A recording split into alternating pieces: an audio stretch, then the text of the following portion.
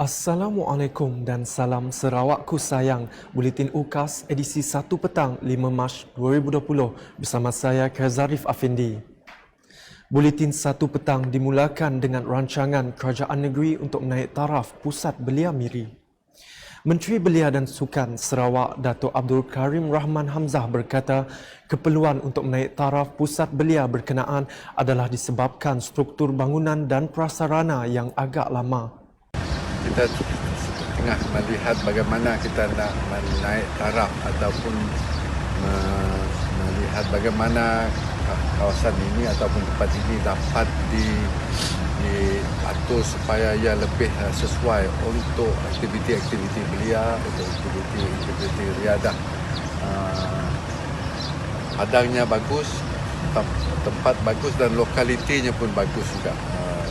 Dan harapan saya sekiranya dapat diatur dengan dibawa perancangan ini kepada kerajaan negeri dan sekiranya diterima, kita akan atur supaya ia akan dapat menjadi satu pusat untuk belia-belia di Miri beriadah dan juga berkumpul untuk aktiviti-aktiviti yang sihat. Beliau berkata demikian semasa ditemui selepas mengadakan lawatan kerja ke Pusat Belia Miri pada Rabu. Sementara itu, katanya Pusat Belia Miri merupakan satu-satunya pusat aktiviti belia yang amat popular dan aktif di Miri sebelum ini.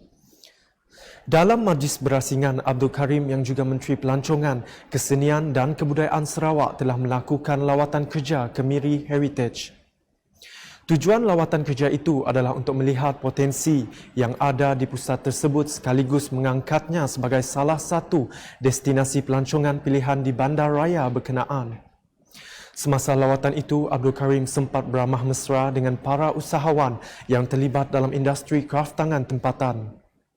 Berita seterusnya, dalam usaha memperkasakan kawalan wabak rabies di Sarawak, kerajaan negeri telah memperuntukkan dana sebanyak 3.3 juta ringgit bagi menyediakan 26 kenderaan buatan khas kepada pihak berkuasa tempatan. Menteri Kerajaan Tempatan dan Perumahan Sarawak, Datuk Seri Dr. Sim Kui Hian berkata, kenderaan buatan khas itu adalah salah satu daripada usaha kerajaan negeri memudahkan pergerakan logistik dalam memerangi wabak rabies. Berucap dalam satu majlis penyerahan kenderaan buatan khas di Kuching pada Rabu, beliau memberitahu kenderaan tersebut adalah dihaskan untuk pihak berkuasa tempatan melakukan operasi menangkap anjing-anjing liar di kawasan wabak rabies. Beralih ke perkembangan di Daro. Dalam satu majlis penangguhan bengkel, pemantapan kepimpinan pemimpin masyarakat dan dialog pembangunan Pulau Bruit di Daro pada Rabu, Menteri Muda Hal Ehwal Korporat dan UKAS Abdul Wahab Saidul berkata, penglibatan golongan belia penting dalam melancarkan peranan JKKK di kawasan masing-masing.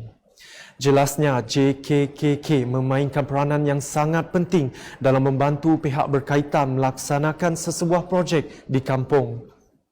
Diharapkan melalui program kesedaran seperti ini, semua ketua masyarakat dan pemimpin kaum akan mendapat maklumat yang terbaru tentang pembangunan yang akan berlaku di kawasan masing-masing, dan juga yang paling penting melalui program ini akan memperkasakan pengetahuan dan cara mereka untuk memimpin di setiap kampung, kerana kita tidak mahu lagi kepimpinan JKKK ini hanya tidak berfungsi ataupun tidak berwibawa dan sebagainya.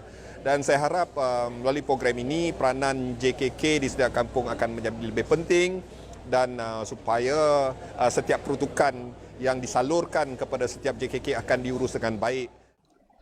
Adun Semob itu menambah, golongan belia perlu dilibatkan terutama dalam urusan pembangunan dan kemajuan di kampung.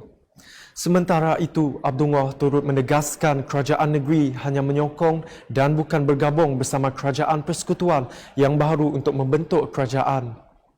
Berita seterusnya, program wawasan Ummah Gemilang Majlis Islam Sarawak MIS 2030 merupakan satu aspirasi Majlis Islam untuk membangun dan mengangkat martabat ummah selaras dengan Seksyen 5 Ordinan Majlis Islam Sarawak.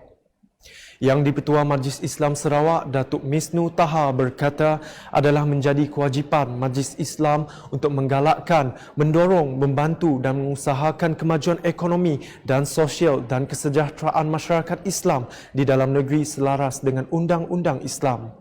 Dalam bidang ekonomi, saya juga melakukan kepada Yang Amat Tuan Menteri bahawa Majlis Islam Sarawak boleh tabung Pertimbangan Sarawak sedang berusaha untuk meningkatkan bidang ekonomi dan pendidikan umat di Sarawak. Beberapa strategi yang telah dibangunkan oleh tabung Pertimbangan Sarawak.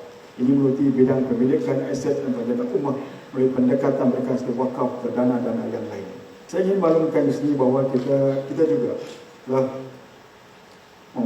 memaklumkan dan mempromot di sesuai Ibn Khaldun yang ada di Islam Sarawak untuk pelajar-pelajar melanjutkan ujian mereka berdasarkan tema-tema yang ditetapkan.